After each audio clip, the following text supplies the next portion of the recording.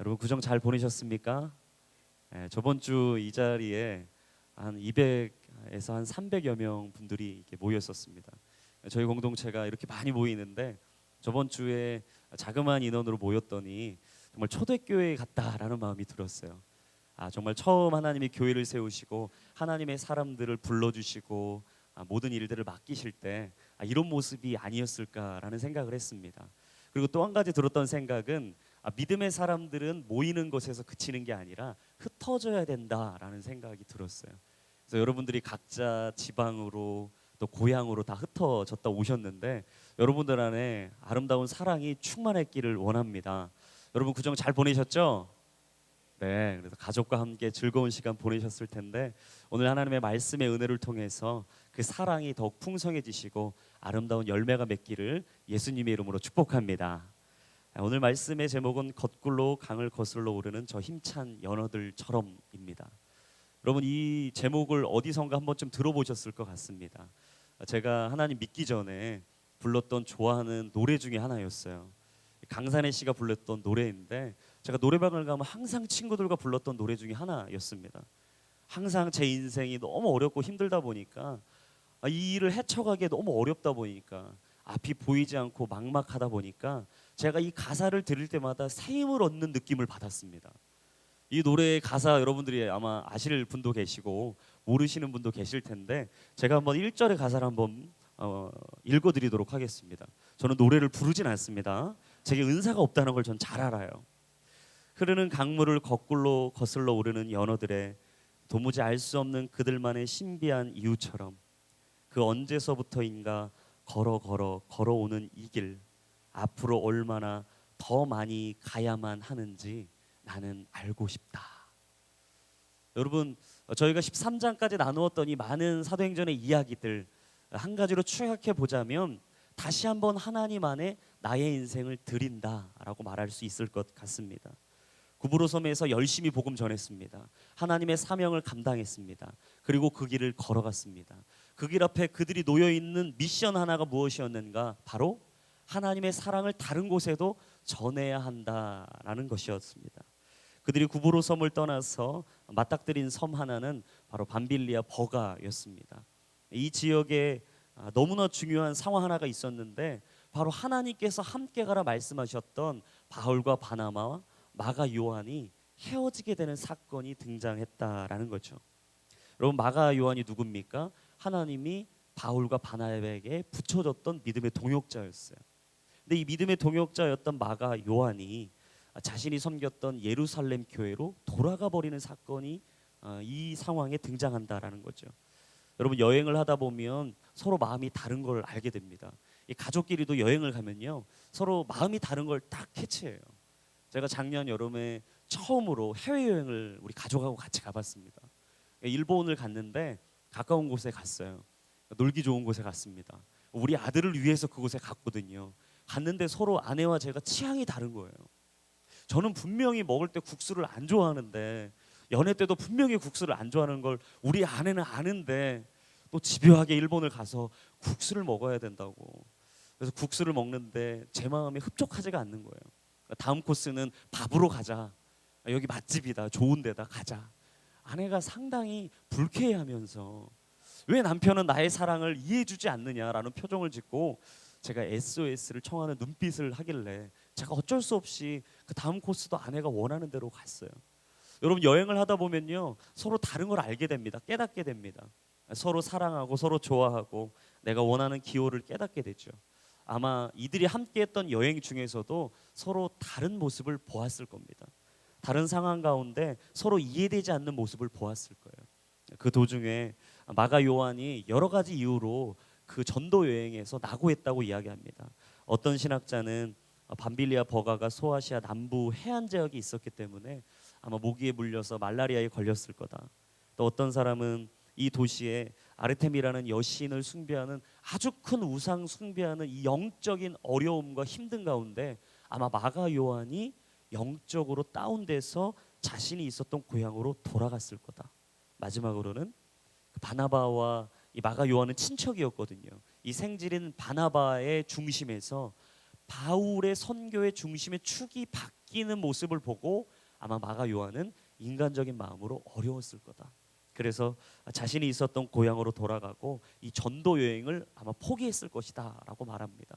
아마 어떤 이유에서든지 이가 돌아간 것은 아주 큰 사건이었습니다. 그도 그러한 것이 바나바와 바울에게도 아마 큰 충격이었을 거예요. 같이 갈 거라고 생각했고 도움이 될 거라고 생각했던 마가 요한이 떠났다. 여러분 생각해 보세요. 같이 가족여행 떠났는데 갑자기 엄마 아빠가 나랑 취향 안 맞는다고 다시 한국 돌아오겠다. 완전 여행 망치는 거거든요. 힘든 거거든요. 제가 저희 아내에게 더 이상 이 음식을 먹을 수 없다라고 수건 던지고 돌아오면 그 길로 저는 가정에서 살아남을 수 없는 거죠. 여러분 구정 때도 가족 만나셨잖아요. 서로 친척끼리 만났는데 나 더 이상 윷놀이 말고 고스톱 치겠다. 어려운 겁니다. 마가 요한 또 그랬던 거예요. 지금 바나바와 바울에게는 큰 어려움의 충격이 다가온 거죠. 하지만 이 사건에서 한 가지 보게 되는 것은 바나바와 바울은 선교의 사명을 포기하지 않았다라는 겁니다. 놀라운 것 같아요. 하나님이 맡기신 길을 그들은 포기하지 않았다라는 거죠.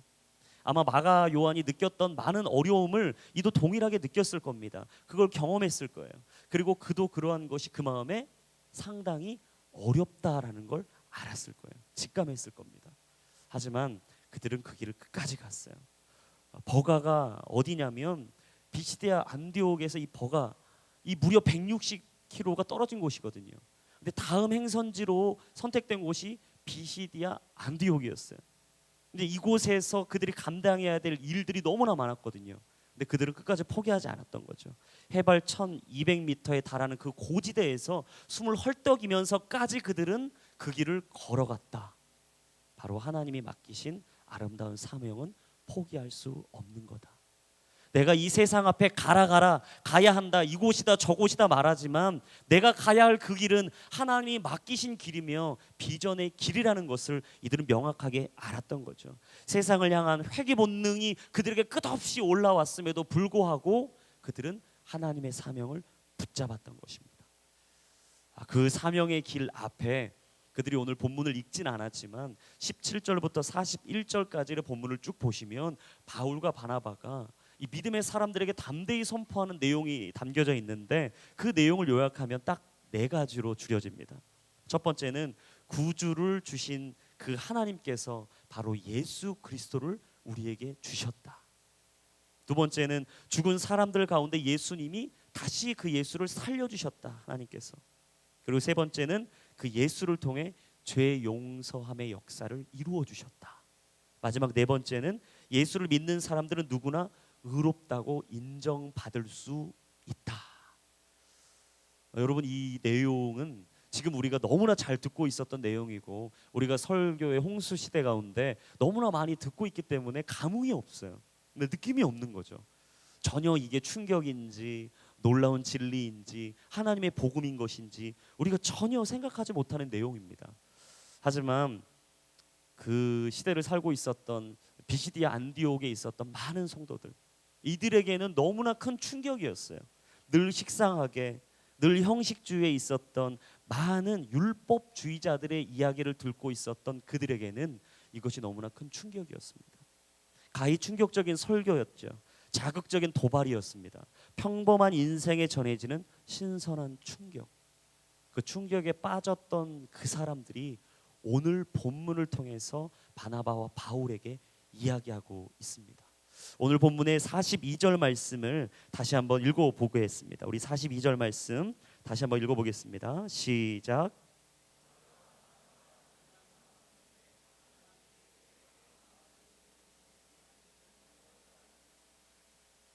이 바울과 바나바가 했던 이 설교가 이들에게 얼마나 꿀같이 달았는지, 충격적이었는지, 이전에 듣지 못했던 이야기였는지를 이 대목에서 알 수 있습니다.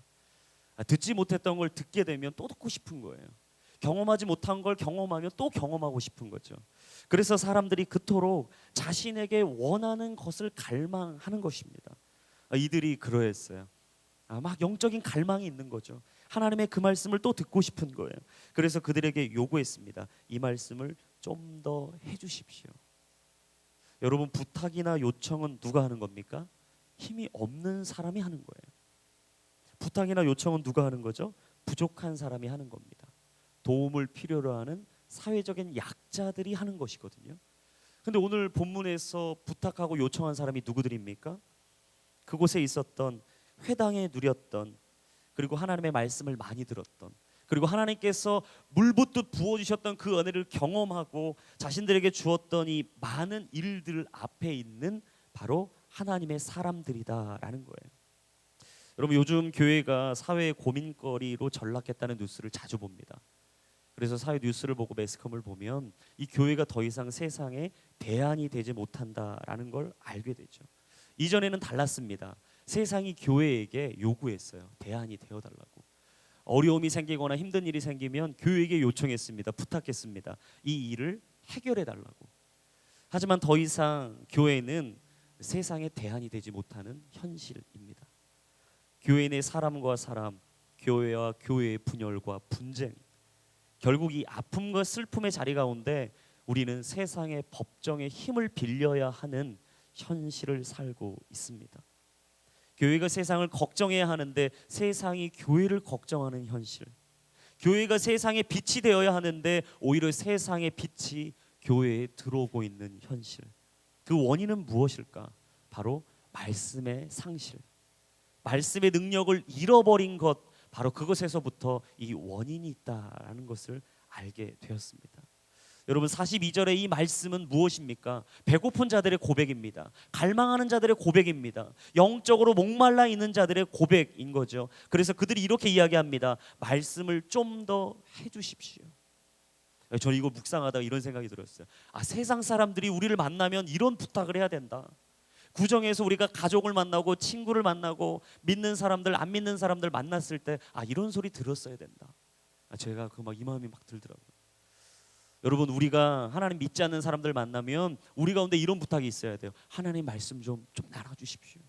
당신이 은혜 받은 것 좀 나눠주십시오. 오늘 주일 교회 가서 들었던 말씀, 그 말씀 좀 나눠주십시오. 당신 입술에 선포되고 당신 마음에 고백되고 당신의 삶에서 선포되는 그 사랑을 나는 경험하고 싶습니다. 여러분, 이 고백이 우리에게 있어야 되지 않겠습니까? 우리를 만나는 믿음의 사람들, 믿지 않는 사람들, 그 사람들이 우리를 만났을 때 이런 고백 터져야 되지 않겠습니까? 이런 부탁과 요청 받아야 되지 않겠습니까? 저는 이 말씀을 묵상하면서 제 안에 이런 소원이 일어나는 거예요. 우리 공동체 안에 이런 아름다운 부탁과 요청이 있었으면 좋겠다. 막 순모임 할 때 순장님에게 순원들이 그 말씀 좀 나눠주십시오. 한 주 동안 삶을 어떻게 살았습니까? 하나님이 어떻게 역사하셨습니까? 그 말씀 기도 제목, 중보기도 제목 응답 받으셨습니까? 저는 우리 모든 순모임 가운데 이런 아름다운 나눔이 있기를 축복합니다. 여러분, 이게 살아있는 사람들의 고백, 살아있는 공동체, 유기적인 공동체의 고백이라는 거예요. 이 고백 앞에 그들이 43절에 이렇게 이야기합니다. 우리 43절 말씀 한번 읽어보겠습니다. 시작.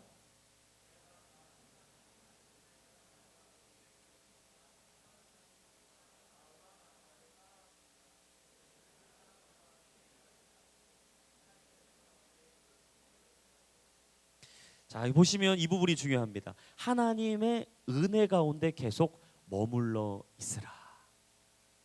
그러니까 이들이 많은 이야기를 하면서 한 가지 포인트를 잡았는데 그것은 바로 하나님의 은혜 아래 머물러 있으라였어요. 같이 한번 선포하겠습니다. 하나님의 은혜 아래 머물러 있어야 합니다. 여러분, 가장 중요한 것이 무엇인가? 하나님 안에 있는 것입니다. 하나님 은혜 아래 거하는 것입니다. 하나님의 사랑을 날마다 속삭이고 노래하고 선포하는 것이죠. 그게 바로 복음입니다. 그게 바로 능력입니다. 그게 바로 하나님께서 우리에게 맡기신 사명이다라는 것이죠.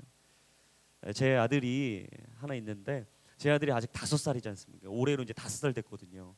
제 아들이 항상 하는 행동이 있어요. 제가 제 아들의 응원군이거든요. 지원군이에요. 그래서 엄마한테 혼나거나 다른 사람한테 혼나면 제 아들이 열심히 달려와서 하는 게 하나 있습니다. 바로 제 뒤에 숨는 거예요. 여러분들도 제 몸을 보시면 알겠지만 누구를 숨길 몸이 아니거든요. 이게 큰 몸이 아니에요. 항상 제가 누구 뒤에 숨었지 제가 누구를 숨겨준 적이 없어요. 태어나서. 저희 우리 대표 MC 상당히 몸이 크고 키가 크잖아요. 옆에 제가 잘 안 가요. 너무 비교돼요. 근데 우리 부대표 MC 사랑합니다. 키가 작아요. 저랑 비슷해요. 눈높이가 비슷해요. 농담입니다. 제 아들이 항상 제 뒤에 와서 숨어요. 이상하게 제 아들은 저를 딱 보면 슈퍼맨 보듯이 봐요. 막 달려와서 아빠. 제 아들이 저를 뭐라고 부른다고요? 홍석우 아빠 이러면서 항상 저를 정확하게 정체성을 알려주면서 제 뒤에 딱 숨어요. 그리고 하는 행동은 엉덩이에 얼굴을 탁 묶고 저 사람이 나를 못 볼 것이라는 착각 속에 계속 제 뒤에 숨어 있습니다. 그러면서 얼굴을 비비다가 도망갔는지 그 사람이 갔는지 딱 한번 얼굴을 내밀고 보는 거죠. 착각하고 있는 거예요. 다 숨겨질 거라고. 착각하고 있는 거죠. 여기가 안전할 것이라고. 사실은 하나님이 우리에게 주시는 그 사랑은 안전한 사랑입니다. 우리 아들이 저를 볼 때 느껴지는 사랑은 그런 사랑인 거예요. 안전한 사랑. 나를 다 지켜줄 것 같고, 나를 다 품어줄 것 같고, 나를 다 해결해줄 것 같은 그 사랑. 사실은 그 사랑이 하나님의 은혜입니다. 하나님의 은혜가 부어져야 자신의 존재 가치를 깨닫게 되는 거죠. 하나님의 은혜가 부어질 때 그 은혜 아래 거할 때 사명을 분명하게 붙잡게 되는 것입니다. 내가 있어야 할 곳을 있을 때 안전합니다. 내가 있어야 할 그 자리에 있을 때 내 삶은 행복합니다. 그리고 하나님의 은혜 아래 거하는 것이 내 삶의 첫 번째 우선순위다라는 거예요. 그들은 알았습니다. 하나님의 은혜를 깨닫는 것이 축복인 것을. 그들은 알았습니다. 하나님의 은혜 아래 거하는 바로 그것이 내 삶에 먼저 있어야 될 결단이라는 것을요. 그래서 그들은 고백했던 거예요. 권면했던 거예요. 하나님의 은혜 가운데 계속 머물러 있으십시오. 사랑하는 여러분, 하나님의 은혜 아래 날마다 거하기를 축복합니다. 하나님의 은혜 아래 사시기를 축복합니다. 그때 안전합니다. 그때 살아납니다. 그때 즐겁습니다. 그때 기쁨을 누리게 됩니다. 그리고 하나님이 주신 사명을 깨닫게 되는 것입니다. 그 자리를 머무십시오. 그 자리를 지키십시오. 그리고 거기 하나님께서 맡기신 사명 안에 날마다 주님께서 주신 그 마음을 품고 새 역사를 이루기를 기대하고 고대하며 그 자리에 서 계십시오. 그때 주께서 여러분의 인생 가운데 크고 놀랍고 비밀한 일을 이루실 줄로 믿습니다. 그게 바로 성도의 삶이거든요. 그게 하나님을 따르는 사람들의 생각과 마음이거든요. 삶이든 생각이든 말이든 하나님의 자녀들은 주의 은혜를 고백해야 합니다.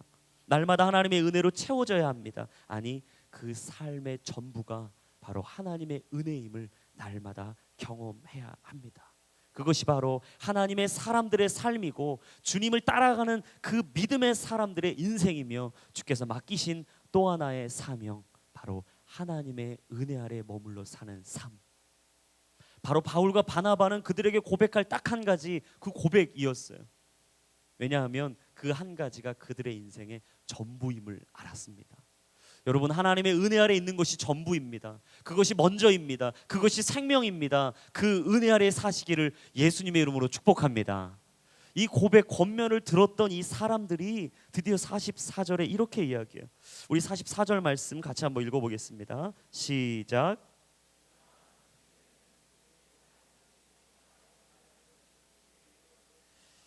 여러분, 구정이 되면 사위들에게 주어지는 미션이 있어요. 그건 바로 처갓집을 행복하게 하라.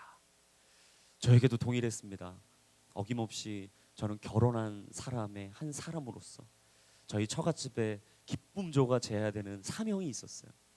그래서 제가 이제 저희 집에서 이제 구정에 설날을 보내고 다음 날 처갓집을 향했죠.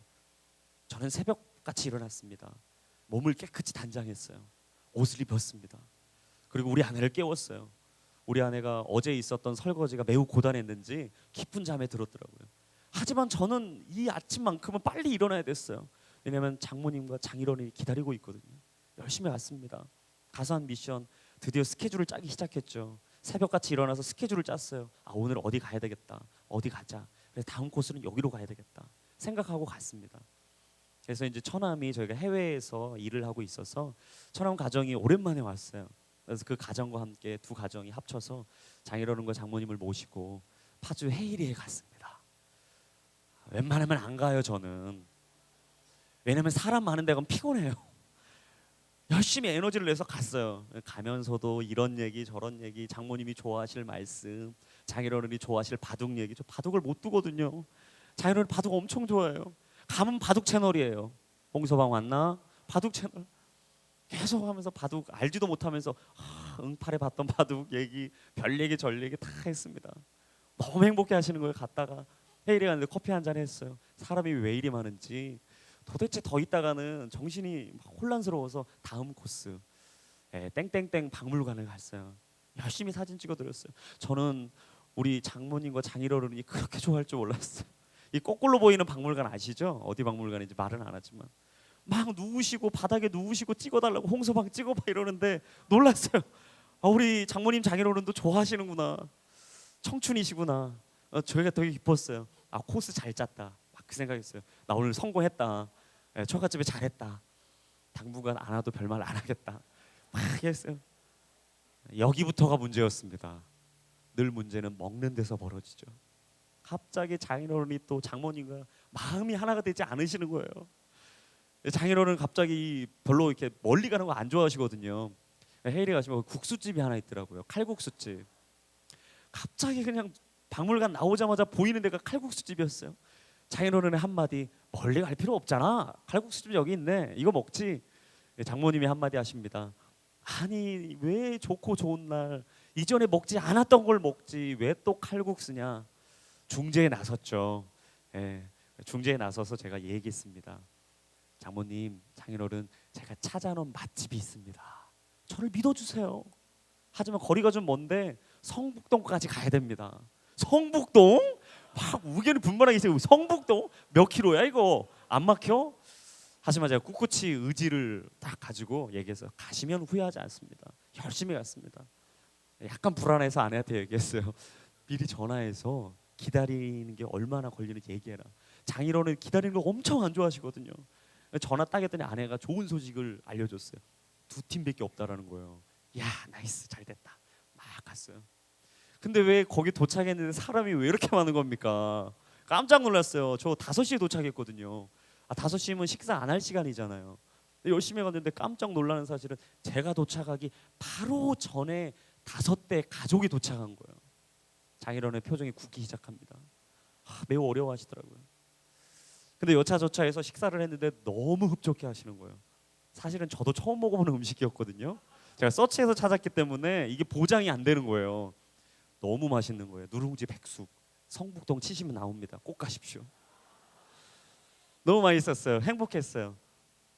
그리고 나오면서 즐거운 시간을 보내는데 그 생각이 들었어요. 맛집도 내가 이렇게 열심히 찾아오는데 정말 이렇게 서치해서 찾아오는데 과연 내가 하나님을 향한 목마름이 있을까? 내가 또 하나님을 향해 가고 싶고 또 만나고 싶고 주님의 예배 자리를 또 찾고 싶고 하나님 기도하는 그 자리, 말씀의 그 자리 또 가고 싶을까? 그 생각이 이 말씀을 묵상하는데 문득 들면서 제 안에 그런 이야기가 생각나더라고요. 내 안에는 과연 하나님을 향한 목마름이 있을까? 바울과 바나바는 분명히 성공적인 사역을 한 겁니다. 그리고 그들에게 하나님의 말씀을 선포하고 알려드렸어요. 근데 그들에게 있었던 반응 딱 한 가지. 다음에 그 자리에 많은 사람들이 모였다. 사실은 거의 다 주의 말씀을 듣기 위해 모였다. 무슨 말인가? 이 예배의 자리에 가득 찼다. 사랑하는 여러분, 저는 이 기쁨이 하나님의 사람들로 넘쳐나기를 축복합니다. 아니요, 믿지 않는 사람들 데려오십시오. 하나님을 향해 고백하고 싶은, 사랑을 나누고 싶은, 그 은혜를 고백하고 싶은 사람들을 불러오십시오. 그리고 우리가 같이 하나님의 말씀 듣는 거예요. 찬양하며 선포하는 거예요. 영적인 승리를 고백하는 거예요. 그리고 하나님 앞에 올려드리는 기도하는 거예요. 저는 이 자리 가운데 하나님이 기뻐하실 것 같아요. 우리를 보시며 정말 행복해 하실 것 같아요. 그 자리를 통해서 하나님이 놀라운 역사 이루실 것 같아요. 이들의 마음에 그 마음이 있는 거죠. 이들이 다 올려오고 서로 권하고 알려주고 꼭 맛집을 찾아가면 그 맛집을 꼭 전해주고 싶은 마음처럼, 내 가족에게는 이 맛있는 음식을 먹이고 싶은 그 마음처럼, 꼭 아름다운 영화, 기쁜 영화, 즐거운 영화, 흥행한 영화가 있으면 그 영화 사랑하는 사람이랑 또 같이 보고 싶은 것처럼, 2번이고 3번이고 봐도 질리지 않는 것처럼 우리는 하나님을 향한 그 사랑 안에 무엇을 생각하고 있는지 오늘 주님이 우리에게 말씀하고 있습니다. 시편 19편 7절에서 10절까지의 말씀에 이렇게 말씀하세요. 같이 한번 읽겠습니다. 시작.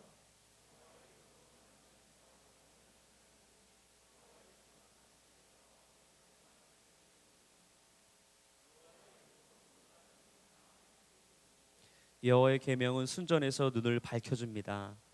여호와를 경외하는 것은 신성한 일이라 영원히 지속되며 여호와의 판결은 참되고도 의롭습니다. 이는 금보다도 순금보다 더 귀하고 벌집에서 뚝뚝 떨어지는 꿀보다도 더 답니다. 아멘. 여러분, 이 시간 축복합니다. 기도하는 시간이 가장 행복하시기를 축복합니다. 하나님 말씀 받는 시간이 가장 행복하기를 축복합니다. 함께 모여 예배하는 이 시간이야말로 내 인생의 가장 행복하고 즐거운 시간 되시기를 예수님의 이름으로 축복합니다. 여러분, 이게 바로 우리의 기쁨이에요.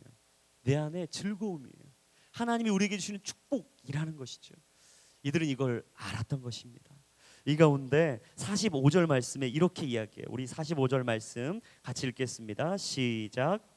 그 무리를 본 유대 사람들은 시기심으로 가득 차 바울이 말하는 것을 반대하며 모욕했습니다. 여러분, 45절에 보면은 이렇게 나와요. 유대 사람들이 뭘로 가득 찼습니까? 시기심으로 가득 찼다. 도대체 다른 사람 잘 되는 꼴을 못 보는 거죠. 이 다른 사람이 잘 되니까 배가 아픈 거예요. 힘든 거예요. 어려운 거예요. 분명히 다른 사람들의 관심과 온통 바라봤던 곳이 나였는데, 우리였는데, 지금 바울과 바나바가 온 이후로 관심이 다 그들에게 바뀌고 있는 거거든요.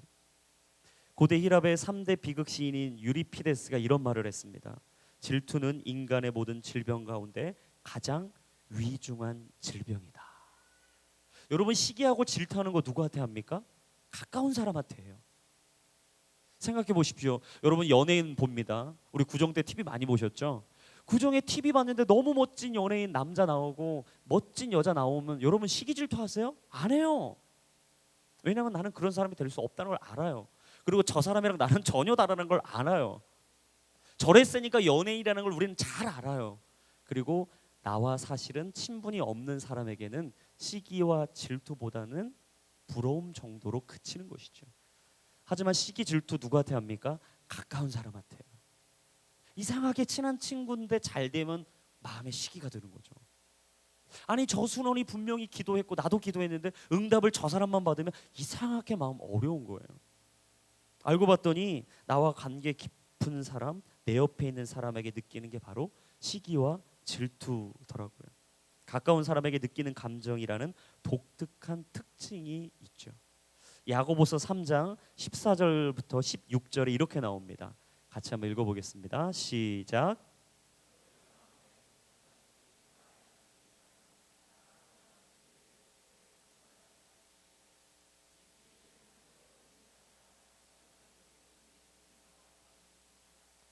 시기심과 야심이 있는 곳에 혼란과 온갖 악한 행위가 있습니다. 여러분, 기억하십시오. 시기와 질투는 하나님이 주는 것이 아닙니다. 사단 마귀가 주는 거예요. 여러분 생각 가운데 혹시 시기와 질투가 있다면 이 시간 나사렛 예수 그리스도의 이름으로 명하노니 떠나갈지어다. 다 떨쳐버리세요. 하나님 앞에 던져버리세요. 그거 다 붙잡지 마세요. 마음에 담지 마세요. 담으면 독이 됩니다. 독은 내 입으로 나오게 돼 있어요. 삶으로 드러나게 돼 있어요. 그러면 삶이 지저분해지는 거예요. 여러분, 지저분한 사람 옆에는 누구도 가지 않습니다. 더러운 옷 입고 있는 사람 치고 여러분 같이 가서 그 옷 만지고 싶으세요? 아닙니다. 시기와 질투는 아주 지저분한 거예요. 하나님이 원치 않으시는 거죠. 시기심과 야심이 있는 곳에는 혼란과 온갖 악한 행위가 있습니다. 저는 우리 순모임 가운데 사랑이 넘쳐나기를 축복합니다. 그래서 서로 삶을 나누고 한 주를 나눌 때 서로 칭찬하고 격려하세요. 높여주세요. 서로 좋은 점, 장점만 바라봐 주세요. 그리고 그 사람의 부족함은요, 사랑으로 덮어주세요. 하나님이 그거 원하시는 거거든요. 근데 이들의 마음가에는 시기와 질투가 있었습니다. 늘 도사리고 있는 시기와 질투. 그 시기와 질투 앞에 그들이 이 마음이 어려운 가운데 이렇게 이야기하는 거죠. 하지만 46절부터 우리 48절까지 말씀에 이런 이야기가 나와요. 같이 한번 읽어보겠습니다. 시작.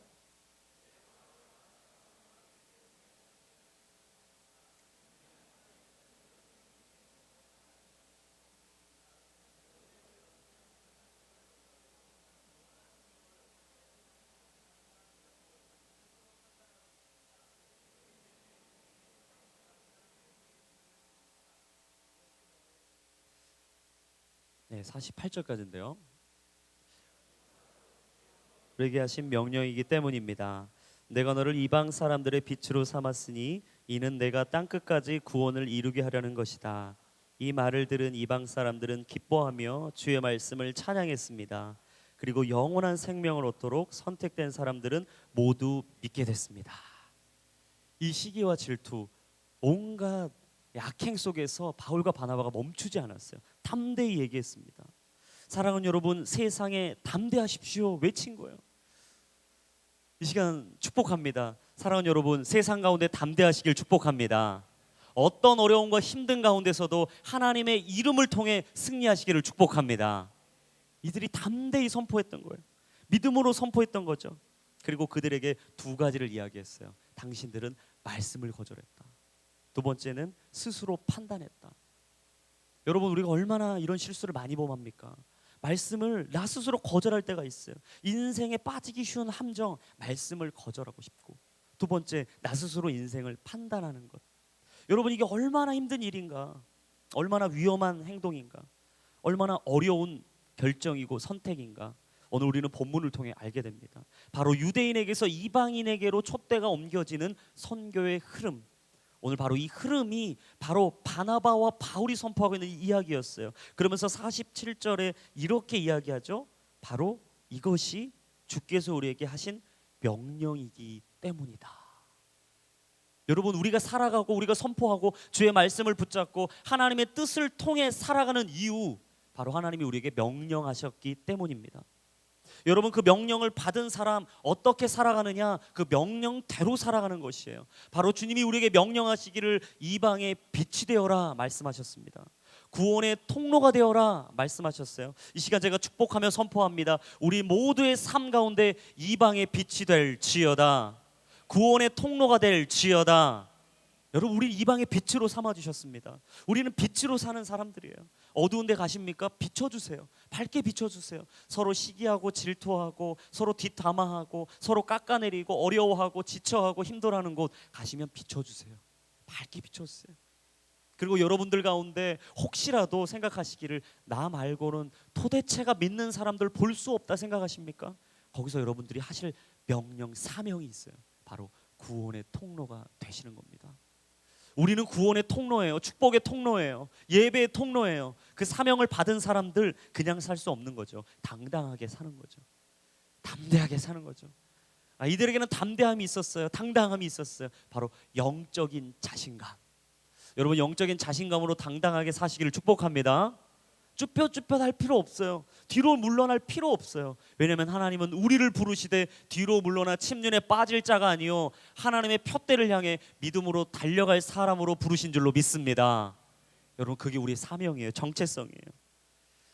바로 임마누엘, 하나님께서 우리와 함께 하실 때 이루어지는 사건인 것이죠. 그렇게 오늘 48절에는 이렇게 이야기하죠. 우리 48절 말씀을 다시 한번 읽어보도록 하겠습니다. 48절 시작. 이 말을 들은 이방 사람들은 기뻐하며 주의 말씀을 찬양했습니다. 그리고 영원한 생명을 얻도록 선택된 사람들은 모두 믿게 됐습니다. 거기에 넘쳤어요. 기쁨이 넘쳤어요. 그리고 그 기쁨이 넘치는 가운데 서로 찬양하는 거예요. 하나님 앞에 영광을 올려드리는 거예요. 여러분, 우리가 모이는 곳곳마다 하나님 앞에 영광 올려드리기를 축복합니다. 서로 보면요 할 얘기가 별로 없어요. 그러니까 사람들끼리 모이면 서로 단점 보고 부족한 거 보고 나보다 더 잘난 거 보면 시기 질투하는데, 하나님 보면 주님 안에서 이 모임이 행복해집니다. 하나님 바라보면 서로 부족함이 채워지는 걸 보게 돼요. 그리고 나를 왜 보내셨는지 알게 돼요. 여러분, 그게 바로 하나님을 보는 사람들의 삶이다라는 거죠. 그렇게 하나님께서는 우리에게 주시는 아름다운 인생 속에 주시는 사명, 바로 기뻐하라입니다. 여러분, 인생에 기쁨이 회복되기를 축복합니다. 우울하게 사실 필요 없어요.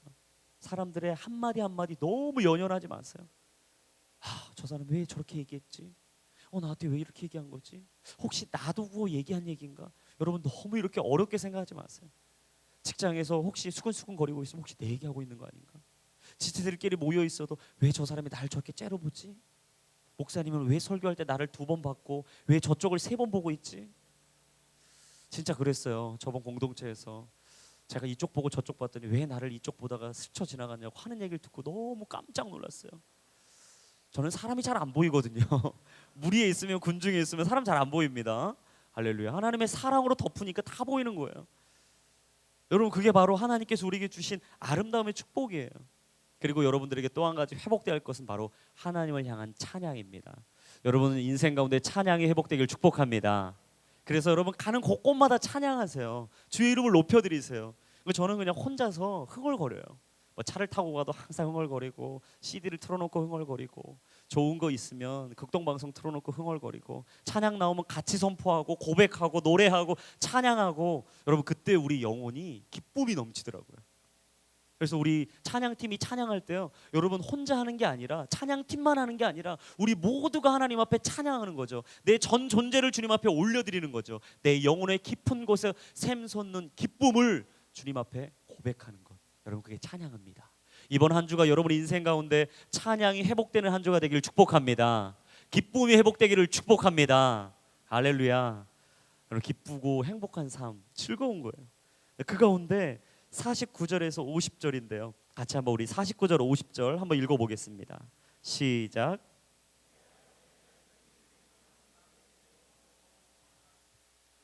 그러나 유대 사람들은 경건한 귀부인들과 그 도시의 지도자들을 선동해 바울과 바나바를 핍박하게 했고, 결국 그 지방에서 그들을 강제로 내쫓았습니다. 문제 하나가 발생한 거죠. 마치 밀가루 속에 들어간 누룩에 의해서 반죽이 지속적으로 부풀어 오르는 것처럼 생명의 복음이 들어간 비시대 안디옥 지방에 구원의 물결이 덮이는 걸 보고 이들이 매우 마음이 어려웠던 거예요. 힘들었던 거예요. 그래서 두루두루 퍼지고 있는 이 상황 속에서 물이 바다 덮음같이 퍼지는 이 복음의 진보 앞에 이들이 그냥 두고는 볼 수 없었던 거였습니다. 그래서 그들이 드디어 한 가지 생각을 하기를, 유대 사람들이 했던 행동, 경건한 귀부인들과 그 도시의 지도자들을 선동하기 시작했어요. 여러분, 선동했다. 과연 이 사람들이 선동받을 사람들인가? 경건한 귀부인 뭡니까? 있을 만큼 있는 사람들이에요. 소유한 만큼 소유한 사람. 그렇다면 아마 배울 만큼 배웠을 거예요. 학문적으로도 뛰어났을 겁니다. 옳고 그른 게 판단되는 사람들이죠. 진리인지 비진리인지 명확하게 아는 사람들이에요. 이게 지저분한 건지 깨끗한 건지 알 수 있는 사람들인데도 불구하고 그 선동에 휩쓸렸다.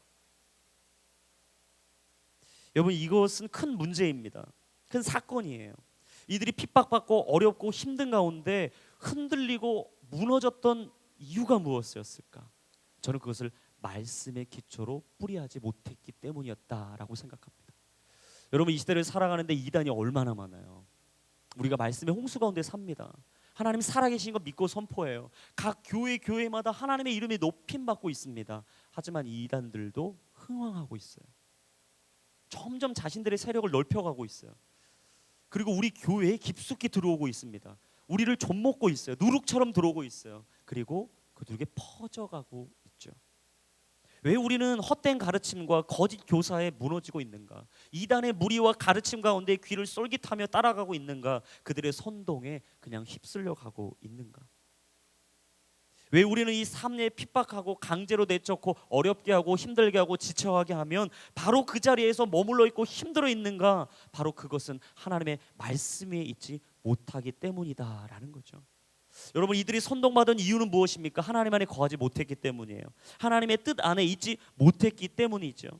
저는 이 교회를 바라보며, 이 나라 이 땅에 있는 많은 교회를 바라보며 안타까운 마음이 하나 있습니다. 그건 바로 사람들이 선동하는 대로 따라가고 있다라는 거예요.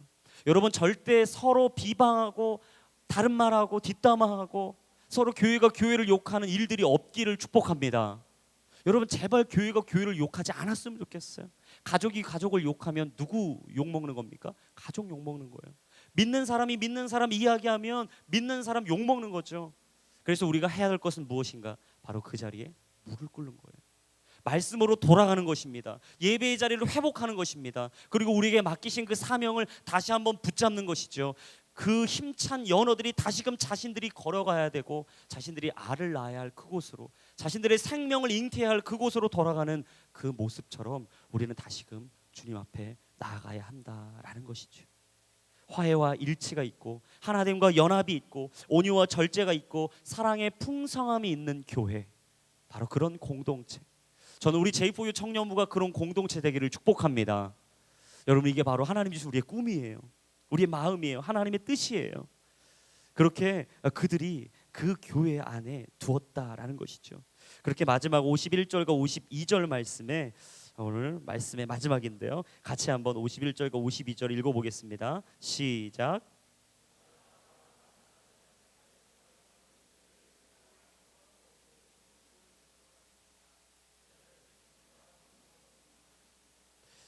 여러분, 결국 이들이 막바지, 낭떠러지, 벼랑 끝으로 몰린 이후에 했던 것은 무엇입니까? 다른 곳으로 갔죠.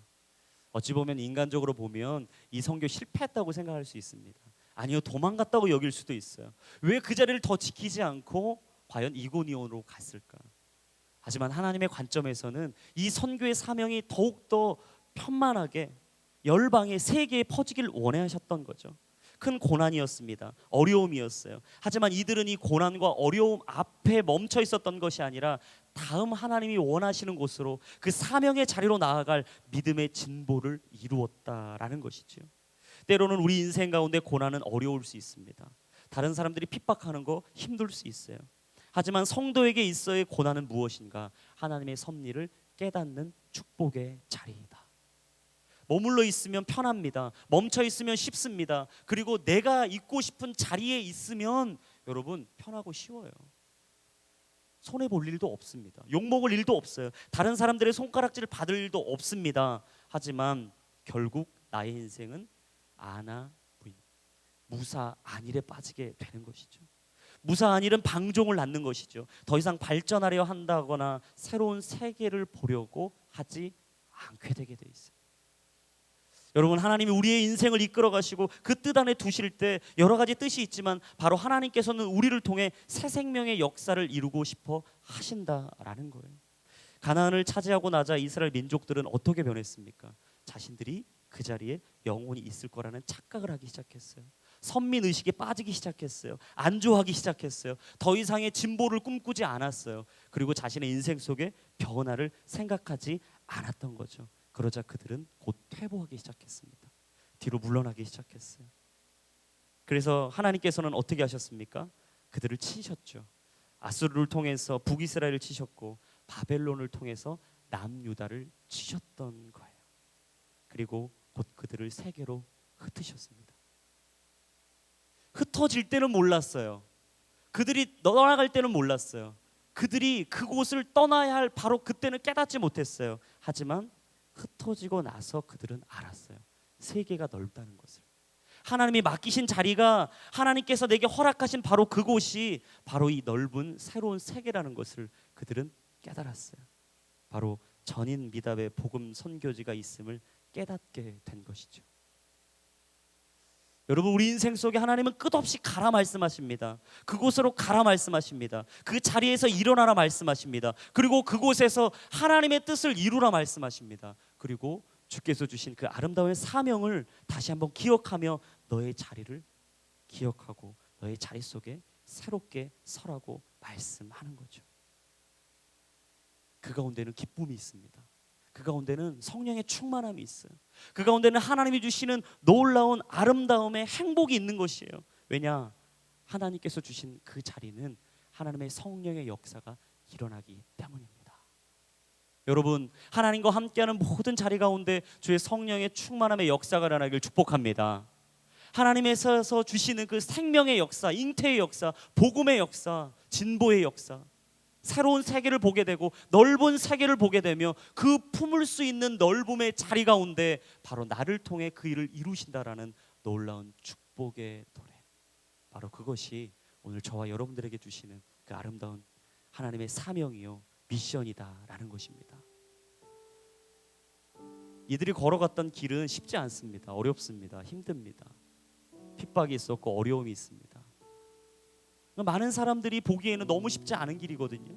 근데 가는데 이상하게 기쁨이 있는 거예요. 즐거움이 있는 거예요. 충만함이 있는 거예요. 왜였는가? 그들은 말씀에 뿌리를 두고 있었던 삶을 살았습니다. 무엇이 내게 들려오고 사람들이 나를 선동하고 상황과 환경이 나를 무너뜨리려 해도 그들은 굳굳이 그 길을 걸어갔어요. 꼭 연어들이 다시금 거친 그 물살 앞에 자신의 자리를 찾아가는 것처럼 내가 있어야 될 자리가 어디인지를 그들은 알았던 것이죠.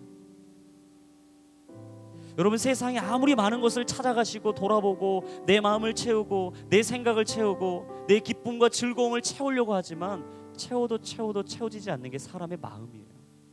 영혼의 갈망이에요. 목마름이에요. 근데 오늘 바나바와 바울은 그 채워지지 않는 그 길 가운데 한 가지를 채웠습니다. 주의 말씀이었어요. 그리고 주의 사명이었어요. 비전이었어요. 그 고난과 핍박과 어려움 속에도 그들은 다음 스텝 이고니온으로 갑니다. 120km가 먼 거리였어요. 또다시 그 어려움을 경험해야 돼요. 또 변화를 꿈꿔야 돼요.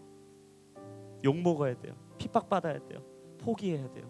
돈을 투자해야 돼요. 내 시간을 내어놓아야 돼요. 그리고 나는 그 길로 가야 돼요. 하지만 그곳으로 가야 생명이 있습니다. 예배의 자리로 와야 생명이 있습니다. 하나님의 말씀의 자리에 있을 때야말로 생명이 있습니다. 기쁨이 있습니다. 즐거움이 있습니다. 그래서 그들은 멈추지 않았던 거예요.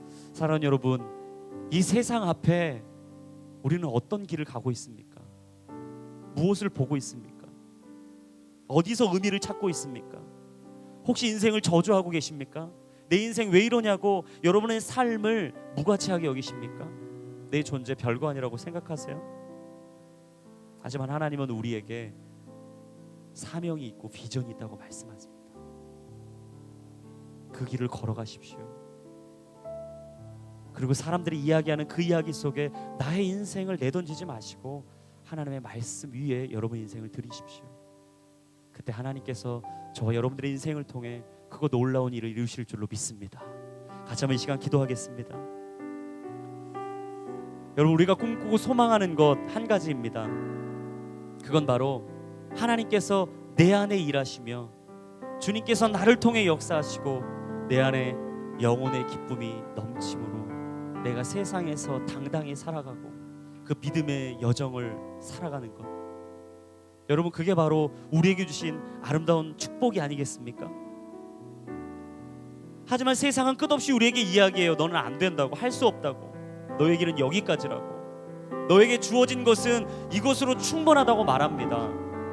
하지만 하나님께서는 말씀하세요. 더 많은 것을 할 수 있다고, 더 높은 것을 나를 수 있다고, 더 많은 일을 감당할 수 있다고. 그리고 우리에게 주시죠. 하늘의 능력을 부어주십니다.